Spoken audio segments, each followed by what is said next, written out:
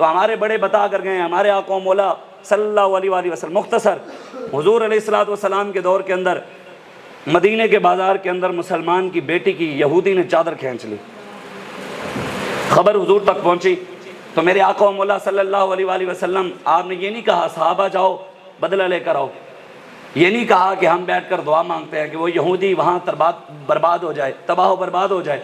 میرے آقا و مولا نے خود تلوار اٹھائی اور اپنی بیٹی کی عزت کے لیے خود حضور میدان عمل میں آئے۔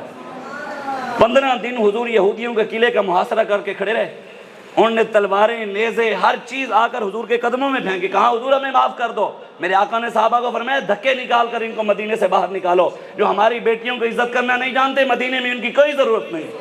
حضور تو بیٹی کے لیے تلوار اٹھائیں، آج ہم کشمیر کے لیے کیوں نہ بات کریں؟ آج اگر ہر کسی کی عزت ہے، ڈاکٹر کی عزت ہے، انجینئر کی عزت ہے، دنیا دار کی عزت ہے، یہاں ہر حاجی کی عزت ہے، ہر مولوی کی عزت ہے، مجاہد دہشت گرد کیوں ہے؟ قرآن میں اللہ کہتے ہیں یا ایھا النبی حرض المؤمنین علی القتال، میرے حبیب مسلمانوں کو کافروں کی گردنیں اتارنے کی طرف تیار کرو۔ حضور کا نام ہے نبی القتال، اگر سرکار کی آمد مرحبا ہے تو بدر میں جانے والے کی آمد بھی مرحبا ہے، اگر دلدار کی آمد مرحبا ہے تو احد میں جانے والے کی آمد بھی مرحبا ہے، اگر سونے کی آمد مرحبا ہے تو خندق کھودنے والے کی آمد بھی مرحبا ہے، نبی السیف کی آمد بھی مرحبا ہے، نبی الملحمہ کی آمد بھی مرحبا ہے۔ ہمارے آقا و مولا کی سیرت ہمارے سامنے موجود ہے۔ اگر کشمیر کے لیے، فلسطین کے لیے ہم چاہتے ہیں کوئی عملی کام ہو تو ہمیں خود اپنے اپنے طور پہ میدان عمل میں کھڑا ہونا پڑے گا۔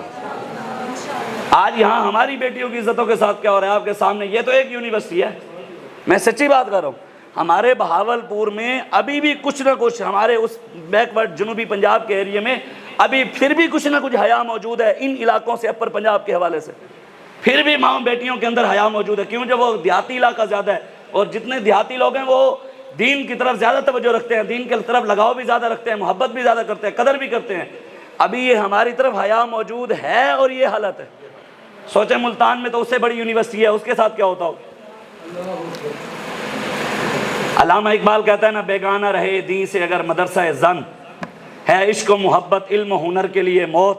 اقبال کہتا ہے اگر تم نے پڑھانا بھی ہے بچوں اور بچیوں کو اکٹھا پڑھانا بھی ہے، پہلے تو بات ہے اقبال کہتا ہے یہ مدرسہ زن جو ہے نا، یہ جو اکٹھے پڑھے ہیں، اقبال کہتا ہے پہلے تو ہونا نہیں چاہیے، اگر پڑھانا بھی ہے تو پھر ان کی دین کی بنیاد اتنی مضبوط کرو بیٹیوں کی، اگر وہ یونیورسٹیوں میں جائیں بھی صحیح تو مغربی نظام ان کے اوپر غالب نہ آ سکے، وہ مغرب کی بات نہ کریں، پھر بات اپنے آقا و مولا کی کریں۔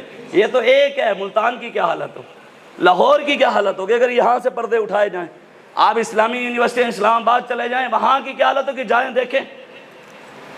میں پرسوں رات کو اسلام آباد کے اندر ایک دوست کے ساتھ بیٹھا، زاہد بھائی ہیں، انہوں نے کہا میرا دوست اسلامی یونیورسٹی اسلام آباد میں 19ویں یا 20ویں اسکیل پہ وہاں پر اس کی جاب لگی ہے، کہتا ہے وہ وہیں سے پڑھ کر آیا ہے، ٹاپ کیا ہے، وہیں پر اس کی جاب لگی ہے، اس نے آ کر اپنے ماں باپ کو یہ گھر کہا، یہ میں نہیں کہا، یہ اس نے بات کی ہے، وہ دنیا دار آدمی، وہ پراپرٹی ڈیلر تھا زاہد صاحب، وہ مجھے کہنے لگا اس نے اپنے ماں باپ کو کہا کہ یونیورسٹی میں پڑھنے والی بچی کے ساتھ میرا رشتہ نہیں کرنا۔ یہ اس کے الفاظ ہیں جو خود یونیورسٹی سے پڑھ کر آیا۔ تو ہم تو پہلے ہی کہتے تھے، ہمارے بڑے پہلے کہتے رہے کہ اگر بچنا چاہتے ہیں، ہم یہ نہیں ہے کہ یونیورسٹی کے نظام کے خلاف ہیں، نہ ہم یہ کوئی یہ کہ پڑھنا نہیں چاہیے، بات یہ ہے جو اسلام نے ہمیں طریقہ دیا ہمیں اس پر چلیں گے تو کامیابی ملے گی۔ حضور نے خود فرمایا صلی اللہ علیکم ذلن، جب میری امت غلط راستے پر چلے گی تو اللہ ان پر ذلت مسلط کر دے گا، لا ینزعہ، ذلت ختم کبھی بھی نہیں ہوگی، جتنا مرضی یہ کوششیں کر لیں، جس طرح مرضی چل جائیں۔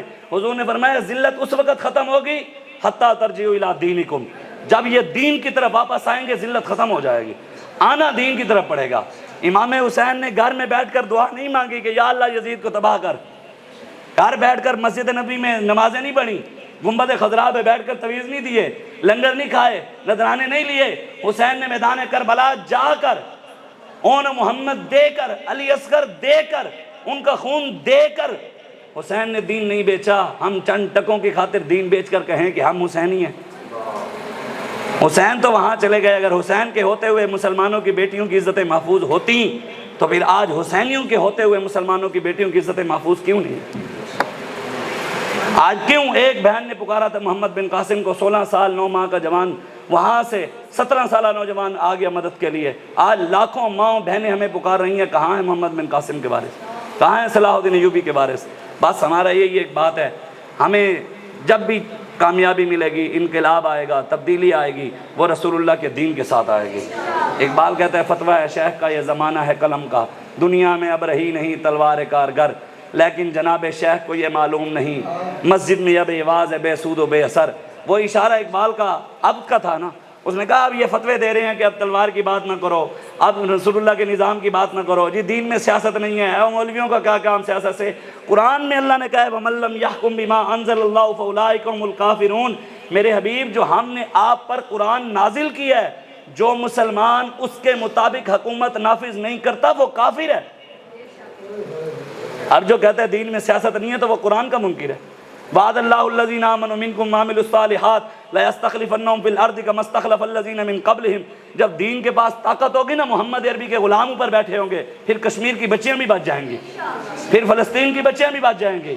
جب فاروق اعظم کے غلاموں پر بیٹھے ہوں گے، پھر شام کی بچیاں بھی بچ جائیں گی۔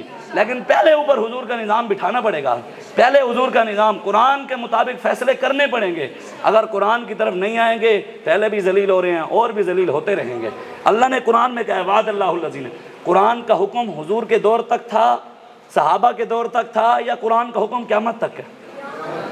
پھر اللہ نے کہا وعد اللہ الذین آمنوا منکم وعملوا الصالحات، میرے حبیب میرا ان لوگوں سے وعدہ ہے جو ایمان لائے اچھے کام کریں گے، میں ان کو اس زمین میں حکومت دوں گا۔ لَيَسْتَخْلِفَنَّهُمْ فِي الْأَرْضِ، زمین میں دوں گا، كَمَا اسْتَخْلَفَ الَّذِينَ مِن قَبْلِهِمْ، جیسے ان سے پہلوں کو دی تھی۔ ہم سے پہلے کس کو ملی؟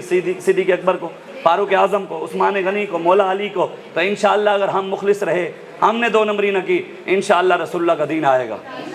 پھر یہ سب بچیوں کی عزت کی بات بھی ہوگی۔ جب اوپر محمد عربی کا غلام ہوگا تو یہ بچ جائیں گے، یہ یہودی بچ جائیں گے، یہ امریکی بچ جائیں گے۔ ہمیں رب نے نشانی کرین دیا، ہم نے انشاءاللہ ان ظالموں کو اس کرین کے ساتھ لٹکا دینا ہے انشاءاللہ۔ بس دعا ہے اللہ ہمیں اپنی مسلمان بیٹیوں کی عزتوں کے لیے، برما، شام، کشمیر، فلسطین، عراق، چائنا، بھارت، جتنی پوری دنیا میں مسلمانوں پر ظلم ہو رہے ہیں، اللہ ہمیں ان کی مدد کی طاقت عطا فرمائے۔ یہ نہیں کہ ان کی غیبانہ مدد تو 75 سال سے نہیں آ رہی، دعائیں مانگ رہے ہیں یا اللہ کشمیر کی غیبی مدد فرما، فلسطین کی غیبی مدد، وہ تو نہیں آئی۔ اب ہمیں اللہ طاقت دے کہ ہم حضور کی تلوار اٹھا کر ان بیٹیوں کے لیے جائیں۔ اللہ ہمیں ہماری مدد فرمائے، طاقت عطا فرمائے، ہم ڈاکٹر عافیہ صدیقی کے لیے نکلیں، اور ڈاکٹر عافیہ صدیقی بھی انشاءاللہ رسول اللہ کے غلام آئیں گے تو وہ آ جائے گی۔ پہلے تو ہماری دعا ہے اللہ تعالیٰ اس کی غیبی مدد فرمائے، اس کو جلد رہائی عطا فرمائے۔ کہ محمد سے وفات ہونے تو ہم تیرے ہیں، یہ جہاں چیز ہے کیا لوح قلم تیرے ہیں۔ واخر دعوانا بس